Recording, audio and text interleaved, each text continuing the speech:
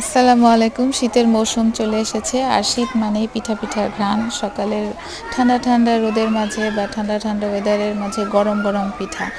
এই তো সহজেই দুধ চিতই করার একটা সবচেয়ে সোজা একটা পদ্ধতি। আপনি দুধ, গুঁড়া দুধ হোক, লিকুইড দুধ হোক, দুধ, নারিকেল এবং গুড় বা চিনি যেটা দিবেন সব মিক্স করে একটা ঘন একটা খিরসার মতো বানিয়ে তারপরে দোকান থেকে রেডিমেড চিতই পিঠা কিনে এনে তার মাঝে ওভারনাইট ভিজিয়ে রাখবেন।